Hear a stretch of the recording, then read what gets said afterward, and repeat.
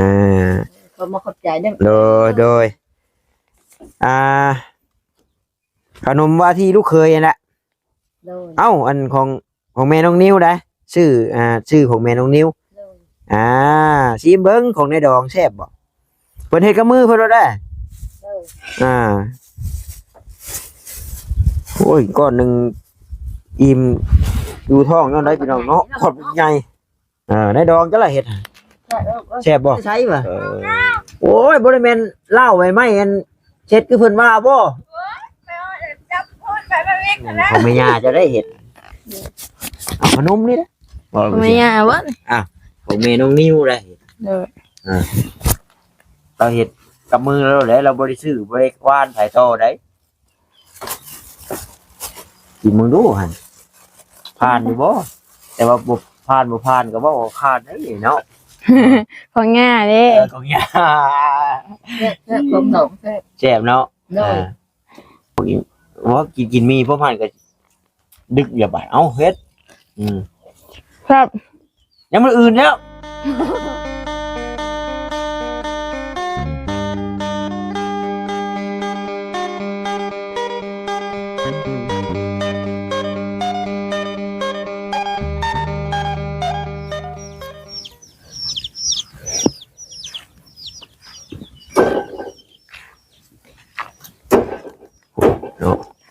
ทางเฒ่าแม่เพิ่นก็ตำสาดผือตึมอยู่เฮือนพุ่นเนาะได้จักผืนเลยแม่หางได้แผ่นนึงโอ้ยเนาะแม่งมีกระตอมจอกล้องพี่น้องเอ้ย FC เพิ่นสิไล่ตาซะแล้วเนาะเอาขอโทษขออภัยนำหลายๆจังใดทางบ่ต้าเองก็ขอกราบทักทายสบายดีกับพ่อแม่พี่น้อง FC กันเบิดสุขุสุคนเด้อพี่น้องเด้อเนาะบ่ว่าอยู่ทางฝั่งลาวฝั่งไทยหรือว่าทางต่างประเทศนํพี่น้องเอ้ยกายินดีต้อนรับเข้าสู่ช่องของบ่าวตาบ้านเฮาคือเก่าเนาะพี่น้องมื้อนี้ก็มาแวะหาน้องน้อยเพิ่นคือเก่าพี่น้องเอ้ยก็มีเวียกเนาะขึ้นมาทางนี้พี่น้องเพราะว่ามื้อนี้ทางบ่าวแซนก็มีเวียก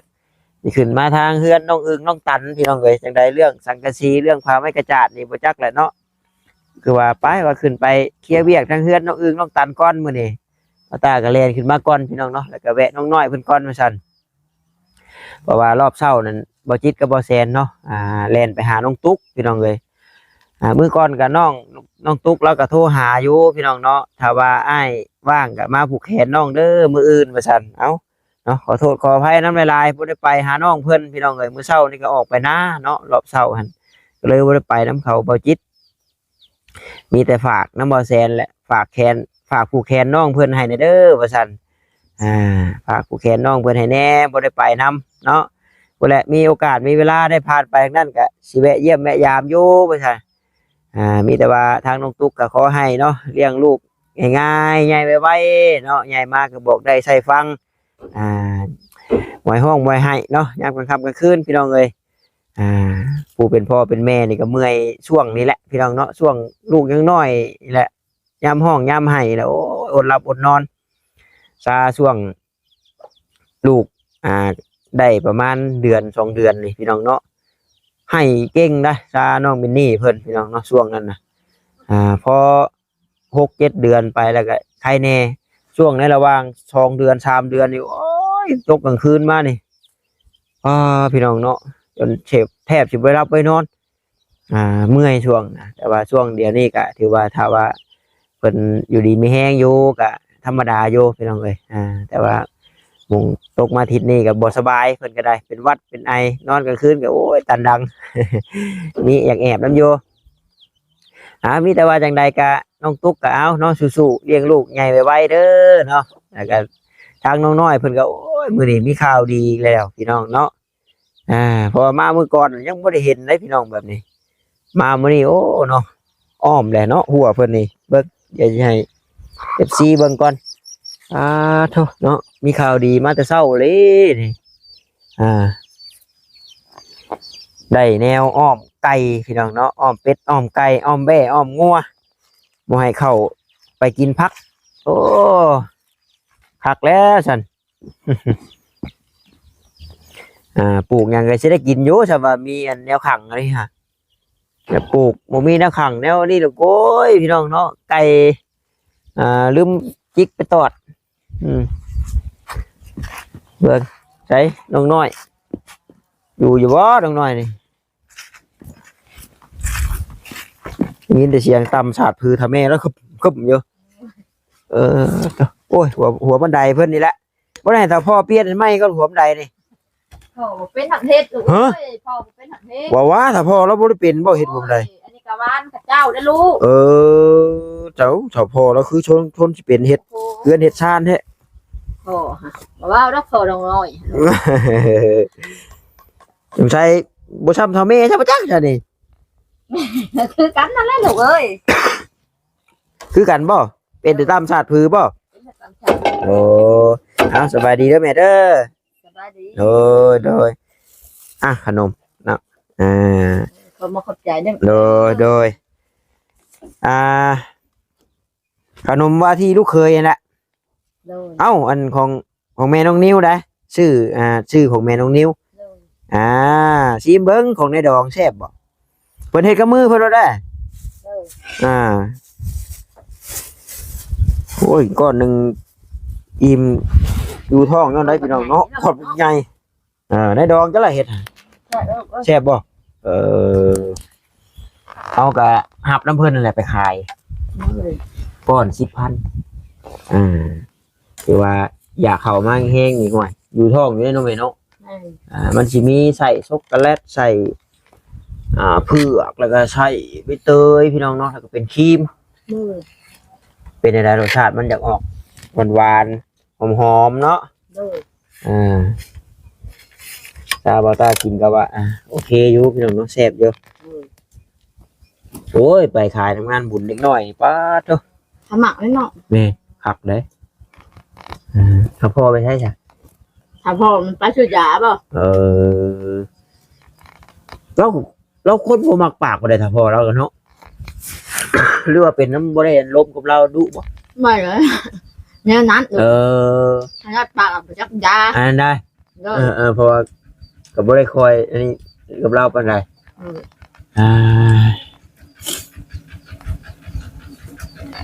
ป้าปู่มาได้ใช้นั่นมาได้ใช้ป่ะโอ้ยบ่ได้แม่นเล่าไว้ไหมอันเช็ดคือเพิ่นว่าบ่จับพูดไปแบบนี้แล้ว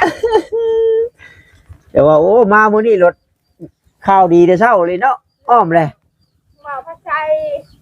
บ่าวพระชัยบ่มาให้เพิ่นซื้อมาให้มามื้อนี้น่ะเฒ่าแม่เราได้กินไปทั้งมาชิมเบิ่งกันสิมือแม่ย่านะเนาะเอาสบายดีก่อนซะเนาะโดยนี่นั่นของแม่ย่าจะได้เห็ดเอาขนมนี่นะแม่ย่าวะของแม่น้องนิ้วได้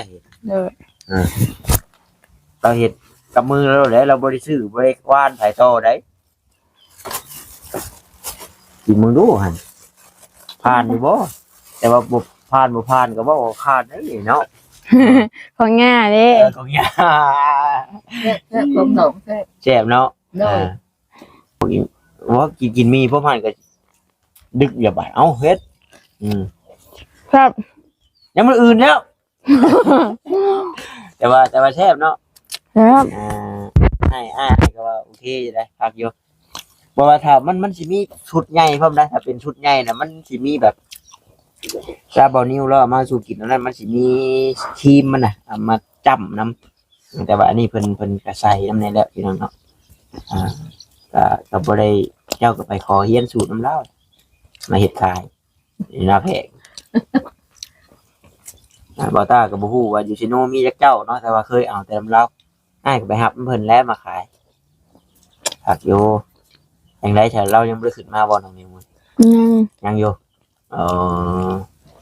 ขึ้นมาแต่น้องปัดชัยเนาะพากันเฮ็ดมื้อเช้านี่บ่นี่โดยแล้วแสดงว่าเราขึ้นมาแต่เช้าอีหลีใช่นี่จนแล้วแต่ละมื้อนี่ถ้าเดาผิดนี่แม่นน้องปัดชัยกับบ่ไล่นะเนาะสิเช้ากว่าหมู่เนาะโดยบ่ไล่นี่ก็บ้านเราอยู่นี่บ้านเราอยู่ดงมะยางบัดน้องปัดชัยก็บ่แล้วก็เรายังบ่มีครอบครัวเนาะมันก็สะดวกสบายแน่พี่น้องเอ้ย แล้วก็บ้านแล้วก็อยู่นี้อยู่ที่ทุ่งหมอกลุ่มนี้จัดจวดมาหานเราสุมาก็สิไกลกว่านิดนึง 9 โมงบ่มื้อก็เจ้ามาก9 โมงครึ่ง ดีแล้วเนาะมันแต่มาพร้อมกันหลายนะข้อเสียนะคือแบบมันหลายคนเนาะนั่นทายผู้ทายแล้วมันก็โอ้ยเมื่อยได้พี่น้องเลย โดย แต่ว่ามากันยังบ่ได้กินข้าวครับบางคนโอ้ยหัวทามันออกไปกินข้าวก่อน น้องน้อยไปกินทั้งมื้อ ข้าวได้แต่กินอย่างอื่นเนาะ บ่แล้วค่ะบ้านยาวมากินน้ำอ้าย บายบ่ได้เฮ็ดเนาะ อ้ายมาแต่เช้าแน่จุแบบมันใช้แบบไร น้อยกับมากก็มันแดดมื้อใดมันบ่ร้อนก็ไปตึกปลาอีกนี่เพิ่นยังน้ำใกล้สิบกแล้วบ่เอียนบ่มีบ่แม่ บ่มีได้ นี่แล้วจากมัน บ่าวตามันมักอ้อมเอียนพี่น้องเนาะอ้อมใส่มะแข้งว่า คักเลยโอ้ยผสมกันเนาะ สตรอเบอรี่ ดอกเบอรี่ตัวใส่ช็อกโกแลตมันเบิดมีประมาณใส่ช็อกโกแลตใส่ครีมใส่เผือกใส่ดอกเบอรี่ใส่ไปทั้งแบบใบเตยเนาะแล้วก็มันสิมีโดนัทแบบตัวเป็นวงกลมมานะเนาะมันจะเป็นโดนัทเป็นวงกลมตัวนั้นแพงตัวนั้นน้อยก็แพงได้ตัวนั้นตัวนี้ก้อน 10,000ตัวนั้นเนาะตัวนั้นมันเป็นก้อนครูขลับอยู่มันเป็นแอบ15โอ้ถ้าเจ้าเฮ็ดเป็นนี่เลยมาขายน้องนักเรียนเอา เดี๋ยวมื้อใหม่ก็สิมื้อเฮ็ดนำแม่ย่า นักเรียนเอาเนาะบางทีแม่ย่าบอกสูตรบัดนี้ให้มันได้กินเด้อบัดนี้เด้อพักเด้อ เด้อ เพิ่นคั่งให้พักกะลีนฮะ โอ้หายนะตีไก่จนตายตัวนั้น โอ้ต้มแล้วซั่น น้องน้อยอีกนายจ้าอีปัญญา ก็ห้อยบัดท้ายก็ตามเบิ่งนิดหน่อยเนาะเล่นอะไรนี่จ้าอีปุ่นปุ่นเพ้อไปได้ จังน้อยก็มีบุญอีกแล้วพี่น้องเอ้ยเตรียมเด้อเนาะเตรียมเงินชัดหมกปุ้งน้อยๆยังว่าพอสุดยอดเลยเพิ่นชัดหมกปุ้งพุ่นน่ะบ่พลาดจักบาทบ่แซนลาบอยู่ทำไมพวกบัดคลิปบ่ตาก็มีอยู่พี่น้องเนาะแต่ว่ายังลงบ่ได้มันติดแดงจักไปติดลิขสิทธิ์บ่อนใดก็บ่ฮู้เดี๋ยวสิไปไล่เบิ่งว่าบ่อนใดมันนี่ก็เดี๋ยวสิตัดลงใหม่พี่น้องเอ้ยหรือว่าช่วงน้องๆเพิ่นพอดนั่นบ่หรือว่ามันมีภาพเด็กน้อยเด็กหยังแบบนี่บ่เนาะเด็กน้อยเกินไปกับแบบบ่ขออนุญาตนำหมู่นุ่งส่งหมู่นุ่งหยังก็ถ่ายบ่ได้ได้ไหม ลงมาได้น้อง บ่ได้ผิด ผิด ผิดกฎชุมชนเนาะ ยากเนาะอันนี้ชอบนี่ ยากคำว่าคือกันเฮาเว้าแบบเว้าง่ายๆเว้าบ่สุภาพนี่นะฮะเว้าบ่สุภาพเกินไปก็ผิดบ่ได้เลย เป็นคำหยาบเด้ ยาว มันเป็นคำม่วนเว้าแรกก็มันผิดกฎชุมชนเพิ่นก็ลงบ่ได้คือเก่าสร้างรายได้บ่ได้นี่แหละพี่น้องเอ้ยเป็นไรจ้ะห้องน้ำห้องในฮู้ละติราคามันบัดเท่าไหร่ เป็นเงินบาทอ่ะ 5,500นี่แหละ 5,500 เป็นเงินกีบอ่ะ3,700,000 สาบยังเรียบร้อยบ่สาบให้เรียบร้อยบ่ สาบ เอาสาบก็คือแบบเพิ่นก่อแล้วก็เพิ่นก็เฮ็ดให้มันเกลี้ยงอะนะ โดย แบบนั้นเรียบร้อยโอ้แสดงว่าทางยาวแล้วก็เอาพอพังอยู่ได้พี่น้องเนาะ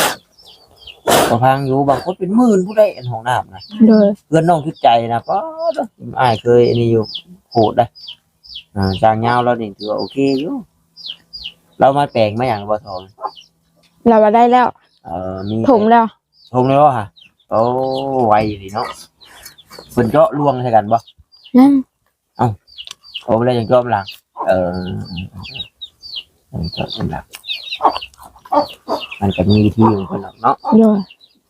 อ้าวขึ้นมาสิรักต่อกินพริกกับบาดนี่ ฮะ พันเขียวกับพันนั้นขาวหรือว่าต้นเดียวกันบ่อน ต้นเดียวกัน เอามาคือมีสีเขียวสีขาวบาดนี่ ถ้าหมากแก่กับหมากอ่อนเด้ บานยาวเลยถูกกัดแม่กัดได้แม่ มันก็ เพชรแดกผิง เฮ็ดเลยนะ เพิ่นเว้าคนกี่ให้เก่งปลูกพริกเพชรใครปลูกน้อยๆบ่ แม่ แม่ว่าโอ้ยให้เก่งแท้ค่ะ แม่แมงวัน ไปเคยชาว่าพริกหวานหน่อยเนาะว่าเหยาะสิแล้วพี่น้องเนาะ อืม ผู้เฒ่าผู้แก่เพิ่นเว้าเนาะโอ้ยมันพริกเพชรแท้ว่าไผปลูกอ่ะเพิ่นว่าคนใจร้อนแต่ก็ปลูกต้นไม้บ่ติดเพิ่นก็ว่าคนมือร้อนซั่นแท้จริงชาติรดน้ำจ้ะเนาะชาติรดน้ำมันก็โยก มันเป็น มันก็เป็นทีบแล้ว การรดน้ำรดในมันแต่พอเพิ่นโอ้ยเป็นง่ายงัวเรียบร้อยแล้วเนาะ เลย น้องน้อยกินเบิดปลาได้ขนมแท้เนาะได้ยังไงกินข้าวเช้าไม่ทัน จะมี ก็มี นะ โอ้จะกินมีหลายน้องน้อยเจ้ากินบวกโอ้ยอย่างงั้นว่าเวียโอ้ยสัญญาณไม่ค่อยมี คุณชูงลาก็บ่ได้แหละ กันน้องน้อยแล้วก็หนาวก็ทนเอาแล้วเพื่อสัญญาณเพื่อลิ้นได้เท่าเจนะแต่นี่ก็บ่มีหมดหรอก มีวัดของเฮามีมันทุกอย่างทุกบ่อนลื่นเลยเด้ มันลื่นเนาะ เดี๋ยว ของชุบอ้ายก็มีอยู่แบบว่าแซดหยังได้เบิ่งคลิปได้เล็กหน่อยแต่ว่าสิลงคลิปรีบ่ได้เพราะว่าลงคลิปมันต้องใช้สัญญาณแห้งแน่นะมันจะเถียนแน่ เลย เอาเรือว่าเบานิ้วมาบ่ซั่นเนาะบ่ได้ให้น้องน้อยโทรหาเลขเพจเลขไลน์กันไว้อยู่ที่ แม่เอวแต่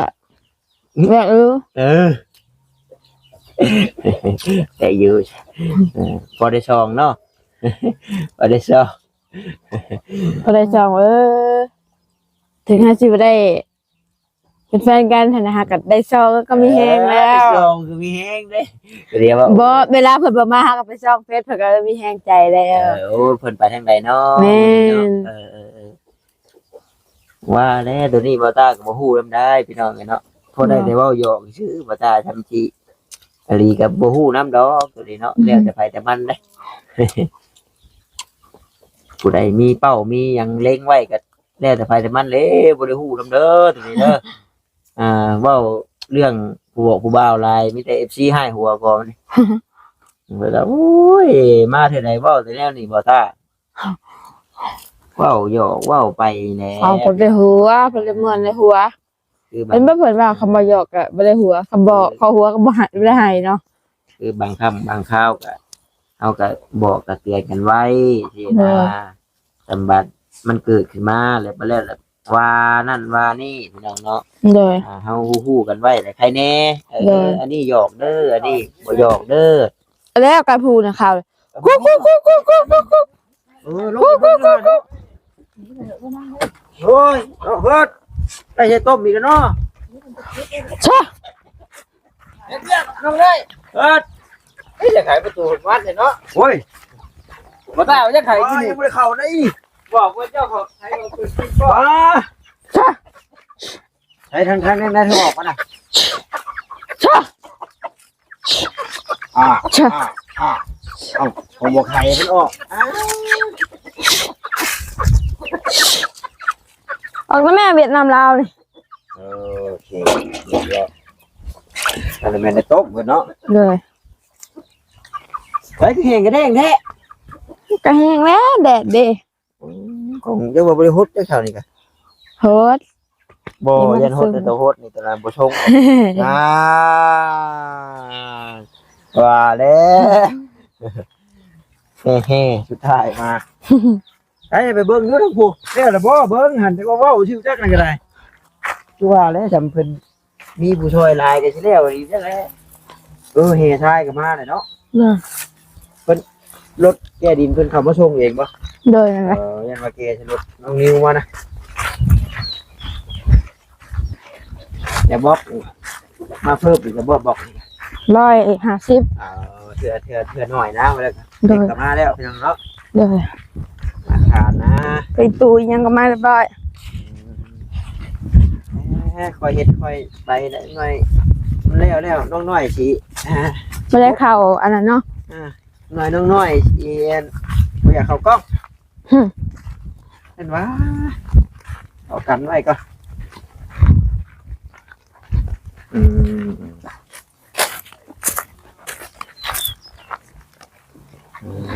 แล้วมีเฮาเจาะลวงให้กันเนาะ โดย แต่ห้องหนึงก็ใช้ทานแม่นบ่ โดย ทานนี่เฮามันต้องมีอันผ่าปิดอีกต่างหากบ่หรือว่าเพิ่นสิถอกลงแล้วบ่เนาะ อืม นี่บ่ทราบบ่ฮู้เลยพี่น้องเนาะยันว่าแบบว่าเพิ่นเอาผ่าลงไปแล้วก็ใส่ชั้นหนึงแล้วก็จังปิดเอาถ้าเบิ่งพี่น้องเอ้ยเนาะถ้าเบิ่งนํกันเพราะว่ามาสร้างประเทศอีหลีก็คือสิได้ถ่ายให้เบิ่งอีดอกเนาะ โดย เบิ่งเหลืออยู่ ชนอยมันก็รูปร่อง เออเอ้าแต่ว่าเจ้ามันนี่โยมน้ำมาหวดโยมน้ำมาหวดแทนนี่ให้มันนี่ลง มันวับลง เห็นว่าบลงบ่ได้เลยห้วยบ่แล้วชาวบ้านยามผลมันก็สิยุบลงอีกมันเนาะแต่ว่านี่แล้วก็สะสมอีก โดย สะสมใหม่น้ำนี่ก็พุ่นละปล่อยลงให้หน้าพุ่นละแต่ว่าให้หน้าให้เจ้าบ่ แม่น้าไม่เท่า ใครอยู่หน้าให้เท่าหน้าผู้อื่นโอ้ยน้าปล่อยลงมาหน้าค่อยบ่แห้งแล้วอยากเข้าแล้วบาดนี่ อยากเข้า ชวนน้องน้อยไปตึกปลาแล้วไปหน่อยไปว่าน้องน้อย ไป ไป เด้อ ไปตึกไหนไปตึกไหน เฮาก็บ่เป็นตึกป่า แน่เนาะ ก็ปิ้งดังเลย เขาติ้งหลังงูมาเท่าแล้วสัน เฮ็ดเนี่ยกัน บัดสังเกตเบิ่งนั่นพี่น้องเนาะอันนี้น่ะเฮือนไก่เพิ่นอันนี่น่ะ โดย แน่นอนอยู่แล้ววังนี้ยามเก่งมาไม่นะลมมาแห้งอยู่หาหมอพิษเนาะ ไปดูพ่อนอนซื้อแล้วนี่พอเฮงเจากคนเฮ็ด ง่ายไปทางใดกันน้ำค่ะง่ายไปทางใดกันน้ำ อันนี้ได้ น้ำงาไหม ยามคือมันหนาวมันก็ง่ายอยู่ อยู่นี่มันทึบดีเนาะเป็นยังดีอยู่บนไปหืดงอยเคลื่อนรถไทย แม่นแหละบางอันก็ขึ้นง่อยอีหลีฮะกำโอ้ยถอยก่อน ยันให้ได้บ่แม่น เนาะบางทีชิมกินข้าวชิมหายนะเจ้า นี่โอ้ได้ราคาพี่นะเก็บ มุกอยู่ ขวดน้องน้อยคักเลยนี่ เด็ดเด้ เนี่ย ไหน เด้กิ๊บใส่เด้ใส่หม้อนี่ เอาเก็บใช้เลยนั่นแขวหักป่ะ โดย โอ้ยเป็นหยัง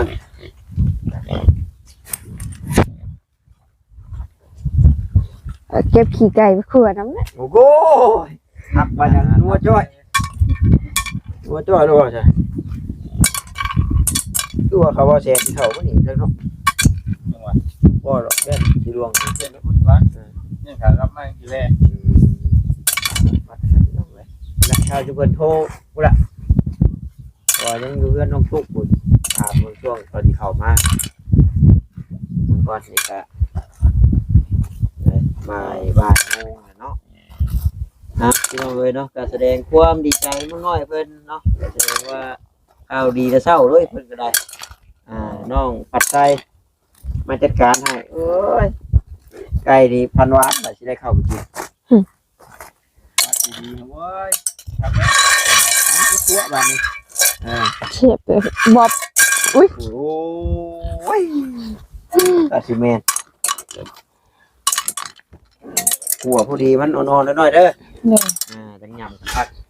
มาดูว่าขี้ไก่มัน เวลานาทีก็ยาวละพี่น้องเอ้ยจบคลิปก่อนได้ครับพุ่นละ จีอ่ะบ่ ขับส้มในคลิปต่อไปพี่น้องเลย แต่เลย หัวแบบใส่กี่เท่าหรือว่าแบบกี่ข้างเอา เบิดเลยจะมุกไว้อยู่เนาะ ผมมีมุกกันบ่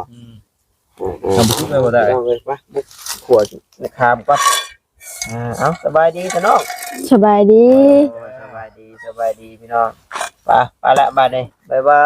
ย